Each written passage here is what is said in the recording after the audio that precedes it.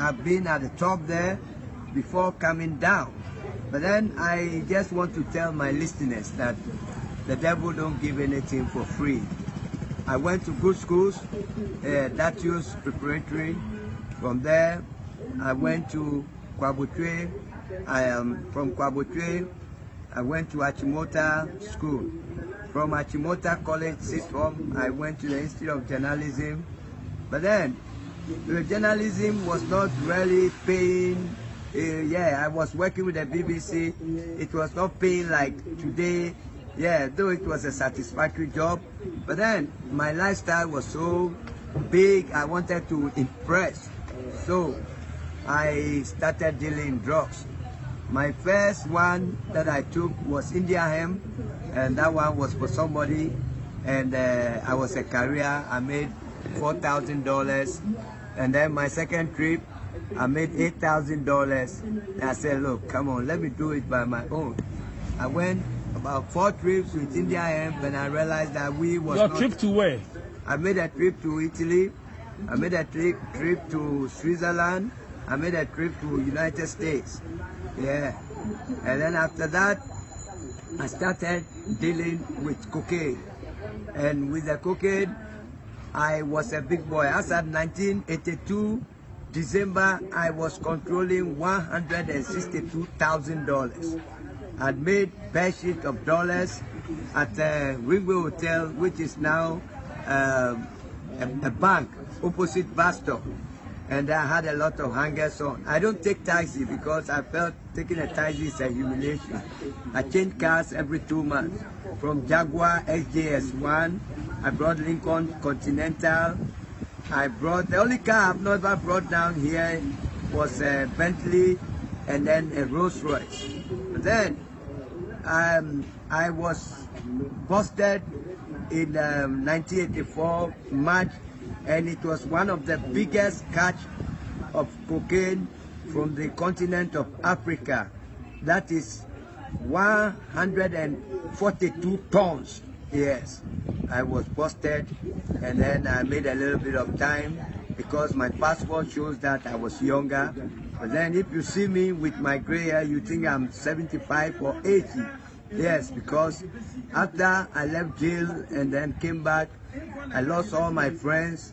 As for the women, when you have deeper pocket and you have a lot of dollars, they call you honey. But when you get broke and you develop holes in your pocket, they make themselves conveniently unavailable. They vanish. The friends vanish. Out of frustration, me myself, I started to use the drug. Believe me, don't ever go there. Don't let anybody deceive you. Heroin and cocaine. Because with cocaine, when you have 100 million now, within the next 4 hours, you're going to get broke. It will get finished. Yes, and with the heroin, once you start taking it, excuse me, once you start taking it, within 1 month, you get what they call cold turkey. Without it, you can't survive. Your social life, your physical life, you can't even travel. For a long time, I didn't travel. I don't go to funerals because when I go to maybe Kumasi and the cold turkey, I don't have some of the stuff or it runs out, I will have cold turkey. And what is cold turkey? You have stomach cramps, you have rheumatism type of things, and it's the only thing that follows you to your dream. Even in your dream, when you have cold turkey, in your dream it will follow you and they will give you stuff in your dream. It shouldn't work because it's not a real thing. You wake up, the pain is there. You will sell your car worth about $200,000 for $5,000, and you are happy that you got in that money to sustain and support that habit. So I am begging my listeners and that don't ever do the mistake that I did. I have seen women, when we talk about women, I've seen women I can describe as seductive brilliance of the woman with cheetah shape, luscious and kissable lips. I have moved about the best women. I've taken women to Switzerland, I don't want to mention names, and I have slept at Grand Sheraton, which I paid $1,500 a day. Taking women to Venice. Venice is a city on water where you just go with a gondola, the boat, yes, with light reflecting on the river. It's what I call a kaleidoscope, you know, paradise on earth. Yes, all because I want to impress the women. But at the end of the day, yeah, they are there for you. They will call you names, darling, honey, yes. But then the day when you develop holes, they will call you Pepper because the magic is gone. They were there just because of your pocket, yes. And so I will plead with you, you don't make the mistake I did. Today there are places that I go, they look down at me from my footwear. I have one 7-row suit. 7 rows, they are in England. They make the best suit.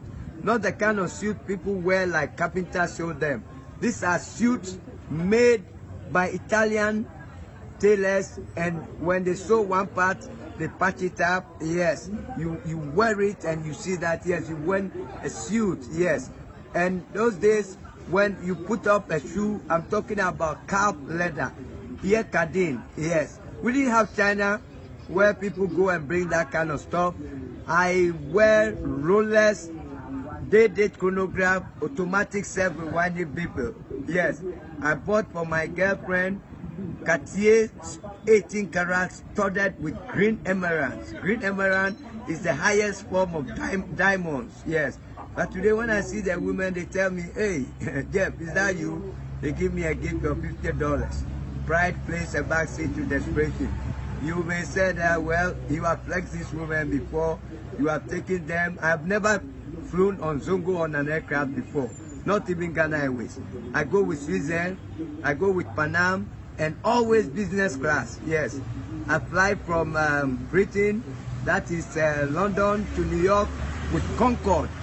I pay $4,700 there to go from London to New York, which is under normal circumstance. When you go by the DC-10 or the Boeing 747, it will take you about 6 hours. But then with the Concorde, it will take you 3.5 hours, yes. But then at the end of the day, you become so humiliated, you want to kill yourself.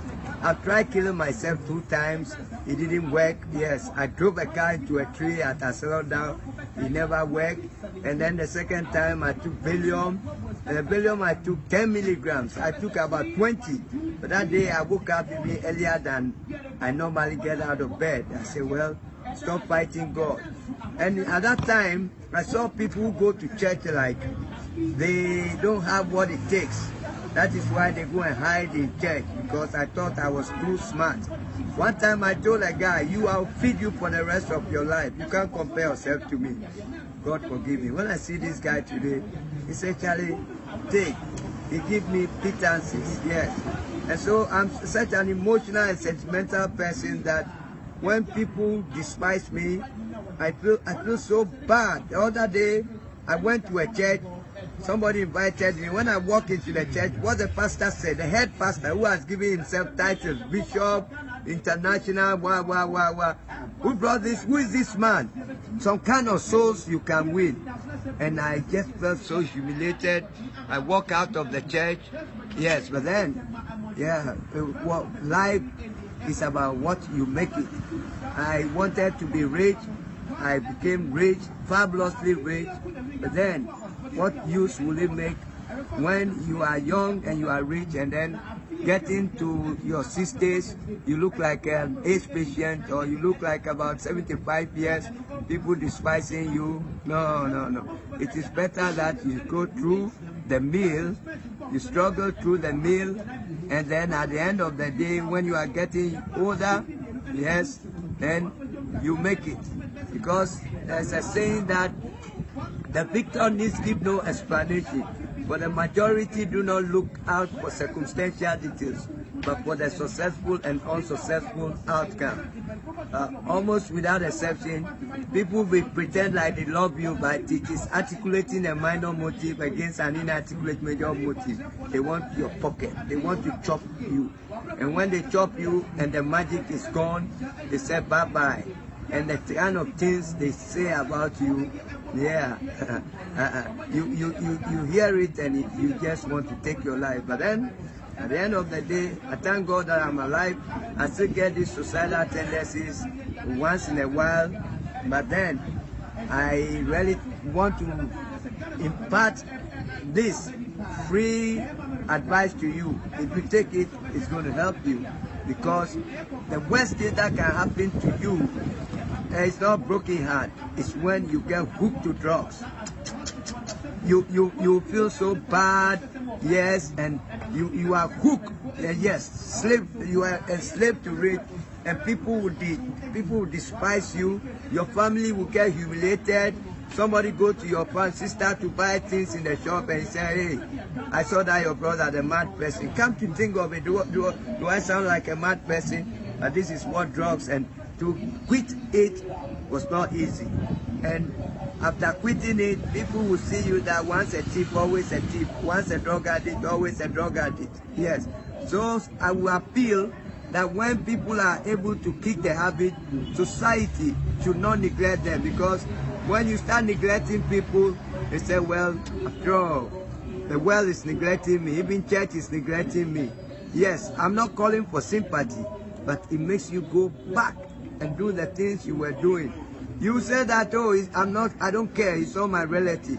Somebody will go and move something from your car. Somebody will break into your car to steal your laptop and money, because they have cold turkey, and you are desperate, and you will do anything to support the habit. You don't mind stealing. When they catch you, they catch you. Yes, that is why in the advanced countries like Scandinavia, when you are a drug addict, you go and register at the drugstore, and they give you an artificial heroin, methadone, where when you take it, you get normal, not get high.